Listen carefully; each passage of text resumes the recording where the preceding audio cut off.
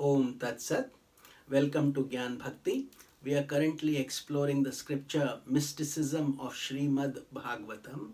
Commentaries by my Guruji, Swami Jyotirmayananda ji Maharaj, narrated by myself, Swami Nikhilanand. So, in today's episode, we are going to pick up a beautiful topic, the Ras Leela, dancing with the gopis, which is a very deeply mystical episode for all of us to grasp. When the next winter season arrived, it brought crystal clear skies adorned with the beauty of the radiant moon and shimmering stars.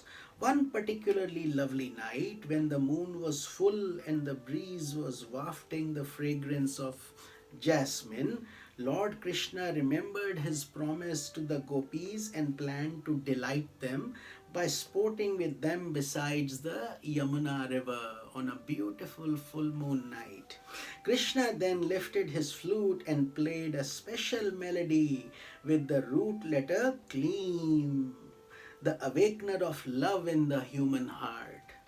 As that melody traveled through the wind, it delighted the hearts of the gopis and they became completely overwhelmed by it.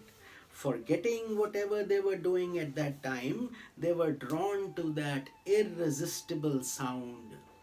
Gopis who were milking their cows just dropped their buckets and ran to find Krishna.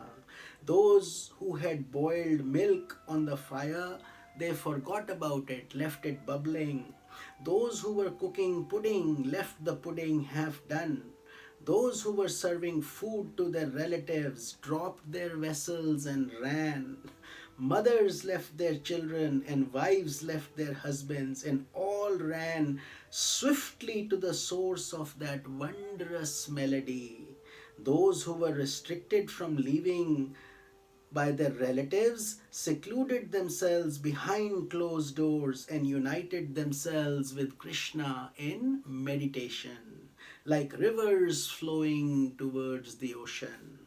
When the gopis assembled before him, Krishna wanted to test the sublimity of their devotion. Thus he said, "Why have you left your homes? Why are you not true to your husbands? Why do you seek me out as your beloved? This is contrary to the ethical laws. You should all go home." The gopis were surprised when they heard Krishna speaking in that harsh way, and they responded with words that proved their awareness of his glory and majesty.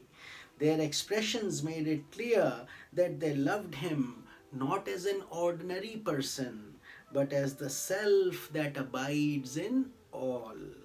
In response to the purity of their souls, Krishna then sported with all the gopis by the Yamuna river, assuming numerous forms, delighting each one of them as if he were there for each one individually. So, one Lord Krishna split himself into as many gopis as there were, so that each gopi had individual attention of Lord Krishna.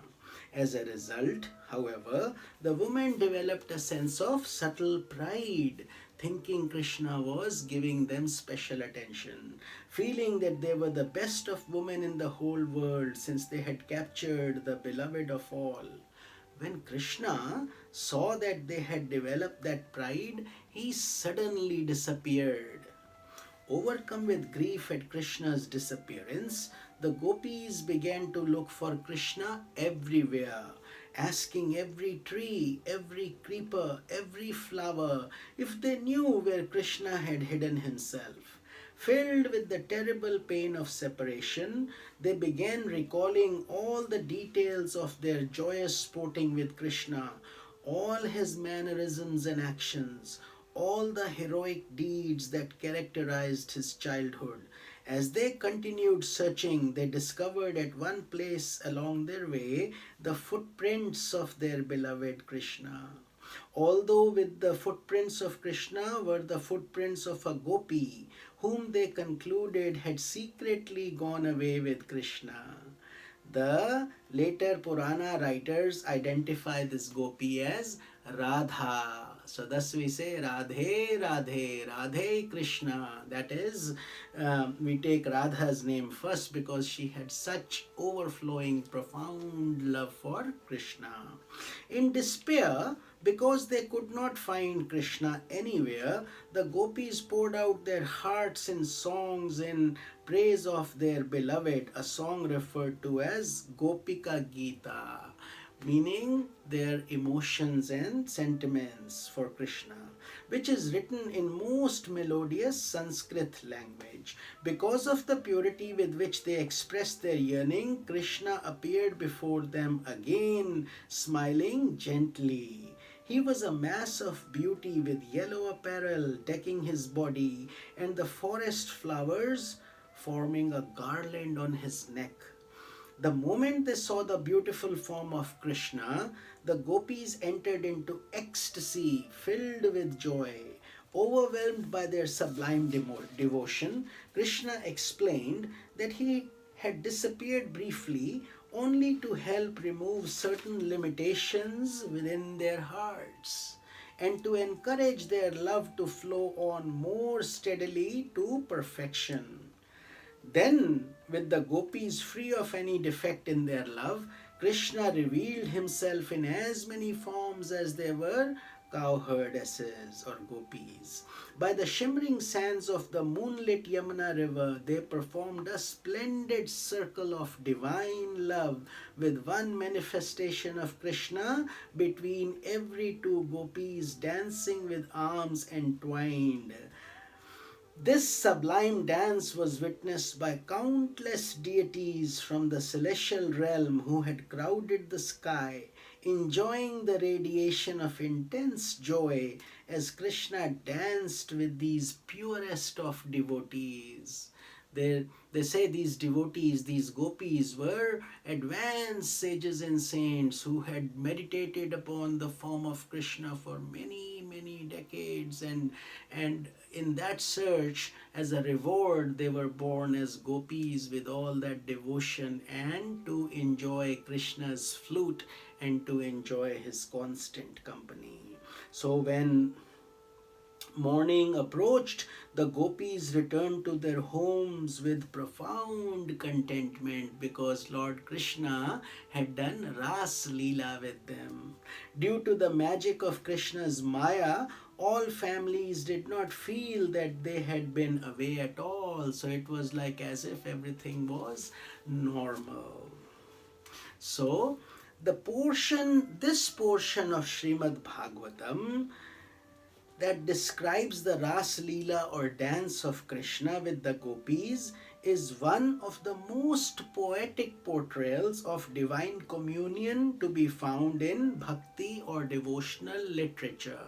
Unfortunately, by worldly people, it is also misinterpreted. So we need to take the time to fully understand the mystical meaning.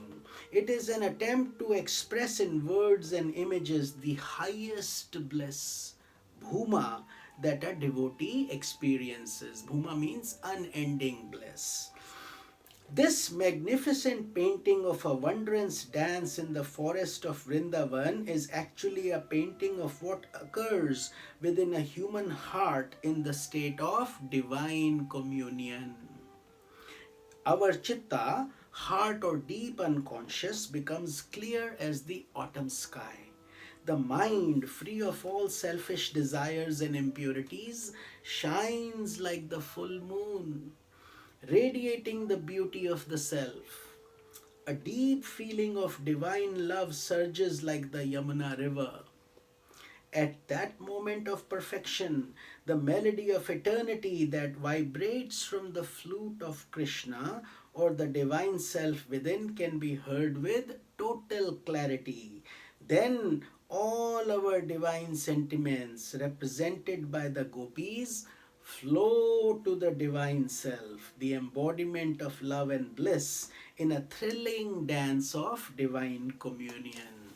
So I hope you were also communing with God with this beautiful description of the Ras Leela of Lord Krishna. So I will see you in tomorrow's Satsanga. This is Swami Nikhilananda. Om Tat Sat.